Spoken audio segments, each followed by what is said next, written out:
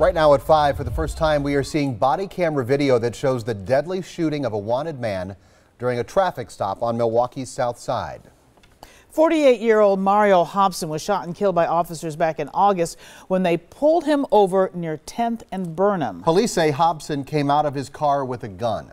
Katie Crowther live at the Police Administration Building downtown with what that body camera video shows us. Kate? Well, Carol and Steve, in that body camera video released today, there is a narration by a captain of the homicide division. It's really never been done like that before. And before we get into the story, I do want to warn everyone, it is disturbing to see. How you doing, sir?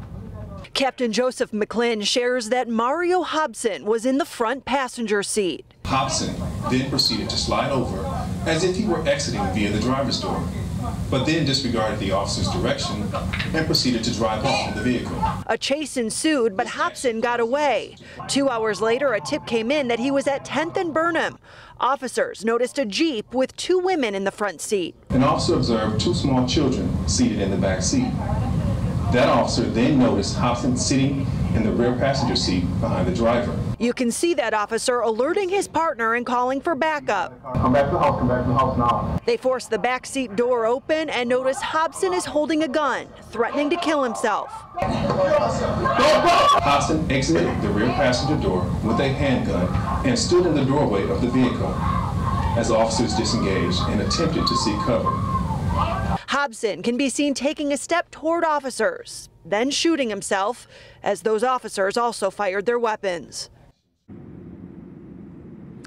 And Police Chief Alfonso Morales did say that this is all in an effort to make police work more transparent, to be more honest and transparent with the community. Coming up at 6, I'll take a look at what he plans to do with this type of thing going forward and some criticism he's already getting. Reporting live at the Police Administration Building, Katie Crowther, today's TMJ4. The Chief has talked about transparency. Thank you very much, Katie. Now, if you do want to see the entire body cam video released by police, we have it posted at our website, tmj4.com. And as Katie mentioned, a warning, the content of the video is graphic and viewer discretion is advised. A former Milwaukee jail commander will stand trial on criminal charges stemming from the dehydration death of an inmate. The Milwaukee Journal-Sentinel reports Nancy Evans has been found competent after her attorney questioned her ability to understand the charges and help with her own defense. 38-year-old Terrell Thomas died in 2016, 1 week after he was put into isolation with his water turned off. Authorities are scaling back their ground search for 13-year-old Jamie Kloss. She is the Barron County girl who's been missing since her parents were found shot to death in their home more than 2 weeks ago.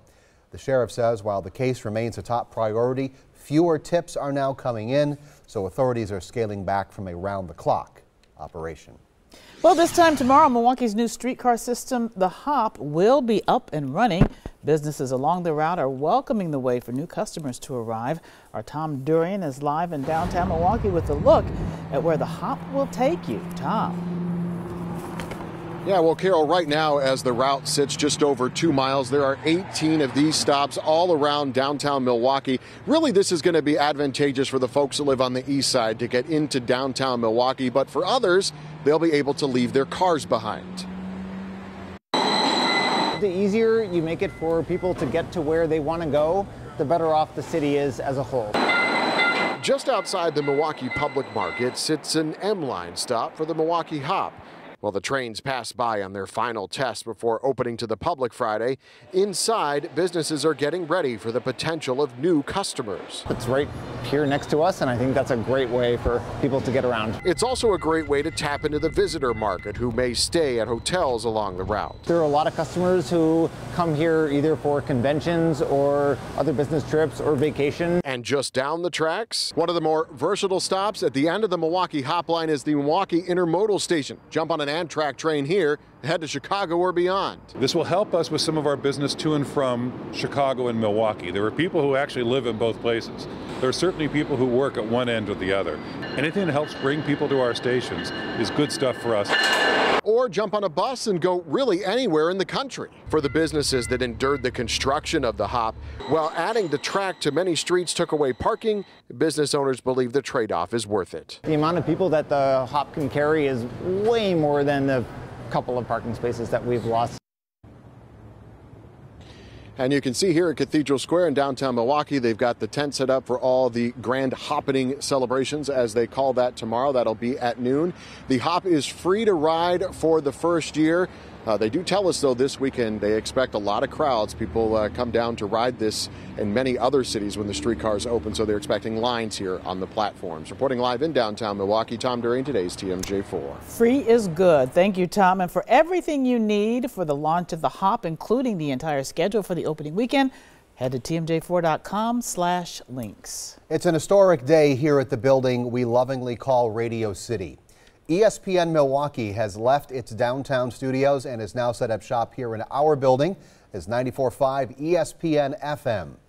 To mark this occasion, ESPN host Steve the Honer of True and Gabe Neitzel hoofed it from the old 540 ESPN studios down on Wisconsin Avenue to their new home here at 720 East Capitol Drive. They left at 3 p.m., which is when their show starts. Took them about 90 minutes. About 45 minutes ago, they walked through the front door of the building. Good Karma Brands, owner of 94.5 ESPN FM, is making a $1,000 donation to the MAC Fund in support of their about 3-mile walk. Oh, that's Welcome to great. Radio City. Welcome. We'd love to have you as our new neighbors. Still to come, open enrollment now underway for health insurance plans under the Affordable Care Act. What you can expect just ahead. Plus, why did Google employees all over the world walk off the job today? And another gray day outside. Temperatures in the 40s, 43 in Elkhart Lake, 45 in Tosa, and 46 here in Milwaukee. That northeast wind adding to the chill. The cloud cover is because of rain down to the south of us, Illinois and Indiana. We won't see this rain, but there's more developing out west. When we will see rain and maybe even a few snowflakes coming up in a few minutes. You're watching today's TMJ4 with Steve Shamraz, Carol Meekins, Storm Team 4 meteorologist Brian Goddard, and Lance Allen, sports. The suspect in the deadly shooting of 2 African Americans inside a Kentucky grocery store has been indicted on charges including murder and attempted murder. Though authorities say the shootings appear to be racially motivated, Gregory Bush was not charged with a hate crime. That's because Kentucky's hate crime statute does not include homicides. Google employees around the world today walked off the job. It was a protest against what they say is the tech company's mishandling of sexual misconduct allegations against executives. They also want Google to commit to ending pay inequity. Google's CEO has apologized for the company's past actions in an email sent to employees this week. For your health, you can now sign up for the Affordable Care Act health insurance. Average premiums are going up slightly for 2019 in some states, and for some types of plans, premiums, though, will go down. That's effective January 1st. Now, those who decide to opt out of health insurance will not be penalized come tax time. You still have until December 15th to sign up. Go to healthcare.gov. More than a dozen car break-ins in just one local community in less than 1 week. Shannon Sims in the newsroom with the story new at 6. Shannon. Thanks, Carol and Steve. You can see this crook checking out this neighbor's backyard and vehicles. Tonight, the important warning from police so that you don't become a victim. That's all coming up new on Live at 6. Don't like to see those pictures. Thank you very much, Shannon. Brian got our Storm Team forecast just ahead. Plus, the startup company that beat major players to launch the world's first foldable smartphone. For your money, what may be the world's first foldable smartphone unveiled in China today, not by Apple or Samsung, but by a California-based startup company called Royole. No word yet on potential availability in the U.S., but many tech experts are predicting that Samsung will unveil a foldable tablet next week. Stay Target. Yeah, we will. Target opening stores an hour earlier on Thanksgiving Day. That will give shoppers an earlier start on their holiday shopping. The doors open 5 p.m. They will close at 1 a.m. Then they'll reopen at 7 a.m. for Black Friday. Target also releasing its ad for Black Friday deals. You can find it at our website, tmj4.com. You can already feel the holiday season. I'm in the mood to go shopping. A little bit of a crispness in the I really am. I don't know, us? because it's getting darker and it's cooler. We need to give her our lists, Brian. We do. If Carol's ready to do a little spending, we need to get our list. Let's do it. A friend of mine even posted on Facebook today that she was listening to Christmas songs. They're on. Too soon. It's that time of the year. It was just Halloween. But at least they waited until then. Cloudy once again today. Waukesha has been gray. Yesterday we picked up, I should say, we didn't pick up any rain, but on Tuesday we picked up about 1/3 of an inch of rain. And over the last 3 weeks, we've only had really 2 rainy days, but there's more rain to come. We're about 10 to 12 degrees colder right now than we were this time yesterday, thanks in part to the clouds and a northeast breeze. We hit 50 for a high temperature. It's 46 was the high in Waukesha. Look at all the 40s on the map. That is running about 7 degrees below normal. Gray in Milwaukee as well. It looks like it could rain at any moment. There's no rain in the forecast for this evening. We're currently 46 after that high of 50. Northeast wind at 12 is adding wind chill into the upper 30s. 45 Lomira, also in Waukesha. Fond du Lac's at 46. So we have the high pressure to the north. The central and northern part of the state, and even western Wisconsin, enjoying a sunny but cool day. We're getting the clouds because of this storm system to our south. This is what brought us the rain 2 days ago. It's just kind of stuck there. We're watching this next storm system off to the west. It is weak, and it will be falling apart. But even though they're sunny to the north, they're only in the lower 40s. We're 46.